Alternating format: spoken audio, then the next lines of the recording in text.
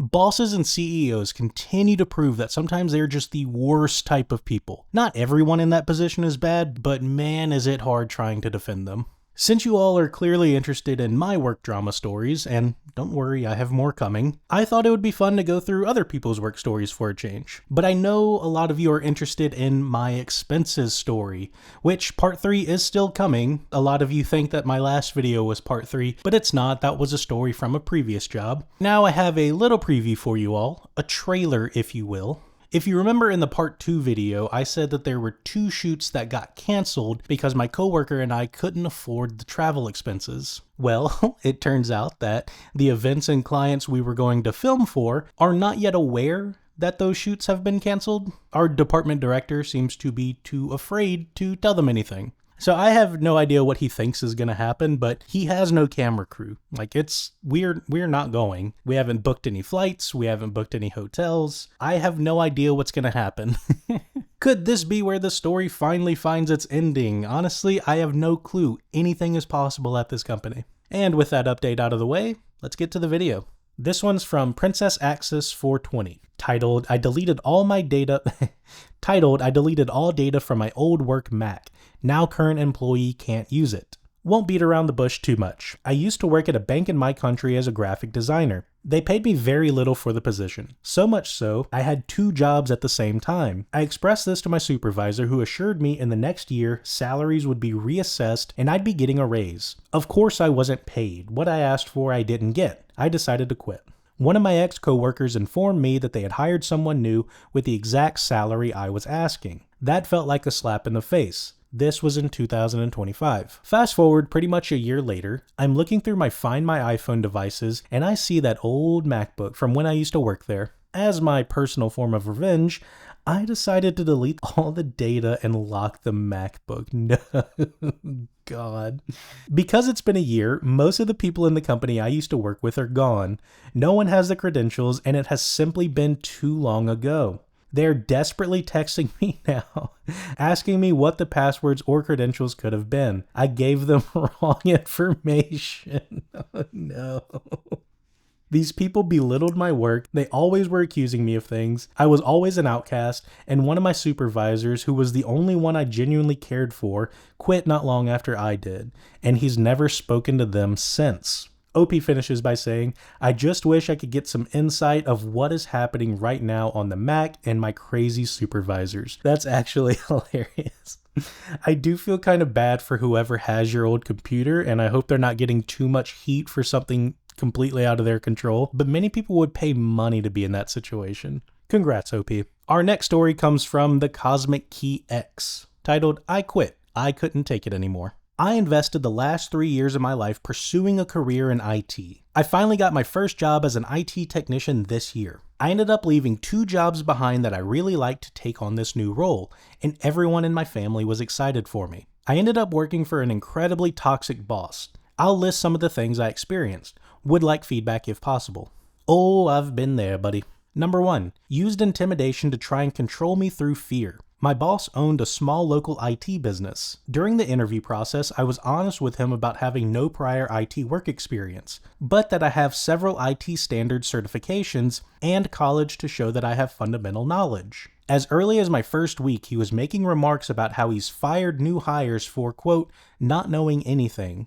Yet he stated to me that he intentionally hires people with little experience so he can train them his way. I've actually heard about other companies doing things like this, and I can see and understand the logic, but also knowing the mindset of bosses and CEOs and company owners, it also comes off as a cheap way to pay someone less money for the job.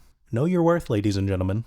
There was one thing I didn't know how to do, and he became very critical of me. It was nothing that I had been trained on up until that point. I felt like I couldn't ask him questions after a while out of fear of being demeaned.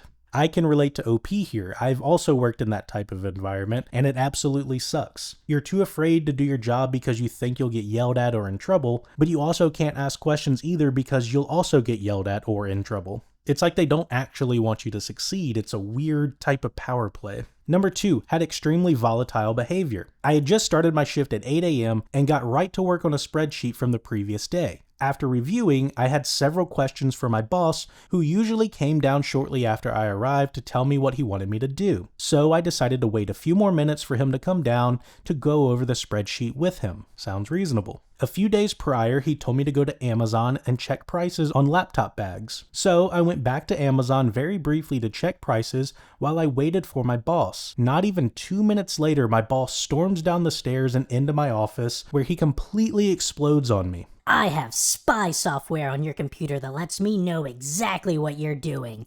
I'm fucking under so much pressure trying to onboard this new fucking customer, and you're fucking around on Amazon looking at stuff.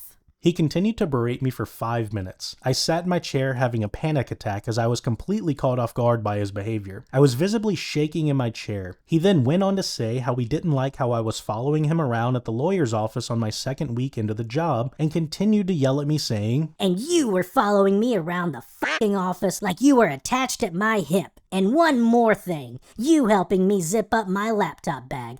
I can zip up my own fucking bag." I've never been treated that way, ever. I want to jump in again real quick and say it's never okay to yell at someone like that. The only people who yell like that are either unstable individuals who had a bad example growing up, or someone who has some kind of power complex. I know OP was scared frozen, but if anyone yells at you like this, just get up and leave. Don't even acknowledge them. In that moment, you actually are better than them.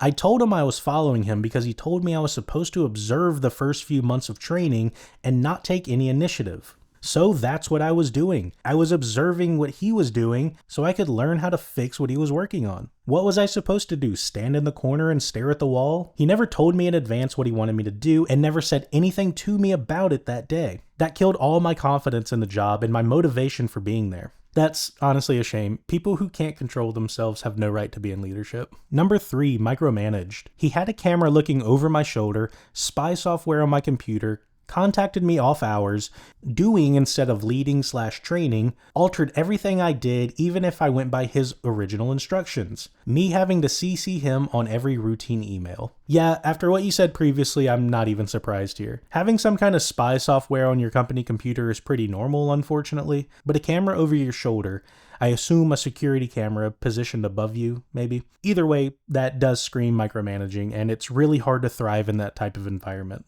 And of course, it goes without saying, being contacted off hours is unacceptable. I don't think you're in a very high role at this company, so he has no reason contacting you after hours. And even if you were in a very high role, I still don't think that should be acceptable. I think there needs to be a very specific reason why somebody's contacting you after hours. Also, from your point in number 2, if he was so busy onboarding this new customer, how did he even know you were on Amazon? It kind of feels like this guy is looking for reasons to jump down your throat and break you down. Number 4, lied and gaslighted me. One day I visited a customer with him to troubleshoot a print server. He gave me that task while he wandered off to talk to people. He did nothing to help me. Fast forward a few days, he told me he did something that he never did. I clearly would have known if he had done that because he would have had to do it in front of me that day. He was completely convinced while I was completely confused as to why he would even lie about that. OP, that's because he's probably a compulsive liar, and those type of people believe their own lies. That's why they're so good at gaslighting you.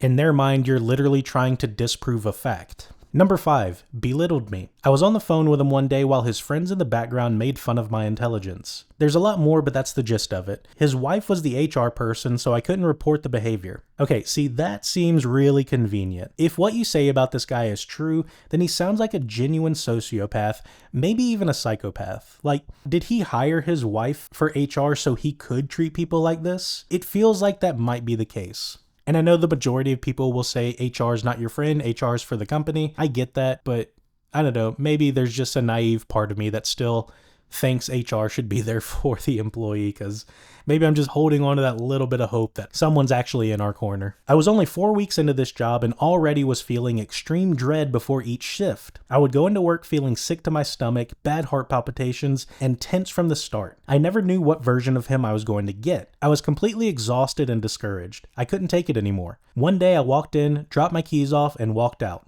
I was done. OP, you made the right call. I wouldn't normally encourage someone to leave without another job lined up, but that guy was downright abusive. I'm glad you're out of there, and I hope you find a much better job. Congrats on dropping the dead weight. In the comments, someone responded with, "Be glad you quit. I did the tough it out thing, and it got worse and more humiliating." OP responded with, "I'm glad I quit, but now I'm in a situation where I have no idea what the next step is. I still haven't told my family out of fear of disappointing them." OP, I do hope your family understands why you did what you had to do, and I hope you're in a position where it can't hurt you too bad financially. I wish we had a system in place to help employees in situations like this, but unfortunately, it's every person for themselves out here. I mean, it's genuinely rough. Quitting is only fun if you have another job secured, and if you don't have another job, it's beyond stressful. Unemployment doesn't cover even half of your paycheck, and especially today, you're just looking for jobs, nobody's calling you back, nobody's even looking at your resume, and probably they're stealing your data. It sucks, genuinely sucks. But from what you said, I still think you ultimately made the right call, and good luck out there. All right, let's do one more. CEO says grandma doesn't count. This story comes from Pirate in the Desert. My post was removed by r/nonprofit because they claim the story is fake, but it's 100% true. My husband's grandmother died. She was 92 and had been a part of my life for 35 years. I met my husband when we were 18. I've known Grandma Wilson longer than I've known her. That reads a little off to me. I'm not sure if that's a typo or not. But anyway, my CEO of a nationally known nonprofit organization encouraged me to take off to go to the funeral, as you should. She said to use flex time. I'm in a salaried leadership position. The funeral was out of state and I took 2 days off, Friday and Monday, because the funeral was on Saturday. I answered all phone calls, emails, and fixed an employee's expense report to resubmit before the deadline. When I turned in my timesheet, my CEO came to my office and said, "Your husband's grandma doesn't count for bereavement," and I'd have to use PTO. She states that they only get 3 hours of PTO, which does include sick leave, per paycheck for a total of 78 hours for the year. I reminded her that we discussed flex time and that I worked during my time out of office, and she said she would split the difference and charge me 8 hours. She's the definition of a bad boss. I'm officially disgruntled. In the comments, someone says to OP, "Read your policy. I've never seen a bereavement policy that did not include spouse's grandparents." OP responds with, "We never discussed bereavement. We only discussed flex time, which is why I answered calls and emails while I was out. If I knew she was going to charge me PTO, I wouldn't have worked while I was out." Imagine for a second that you aren't able to mourn a loved one because someone at work thinks they're not important enough in your life. That's actually infuriating. I can't wrap my mind around people not only being expected to work during their time off for a funeral, but actually working during that time. Everyone, please spend time with your family. Your job can wait, and if they can't wait, then f*** them. It all ties into this, your job is your life mentality, and it absolutely is not. We need to get away from that mindset. I'm not defined by my job, and you shouldn't be either. I'm good at my job, and I like what I do at my job, but it's not who I am. These soulless corporations will bleed you dry if it means they can earn another dime off of you. I'll be a loyal employee all day. In fact, I want to be. I want to do the best job I can, but that's a two-way street. If the company you work for can't respect your time, especially in your time of mourning, then you don't need to respect theirs.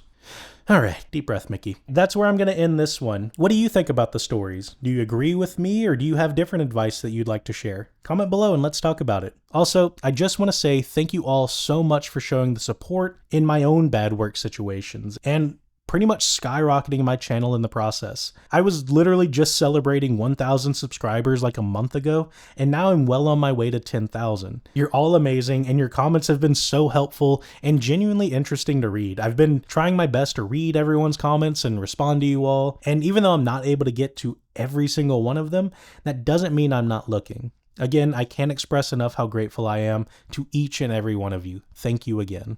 Later.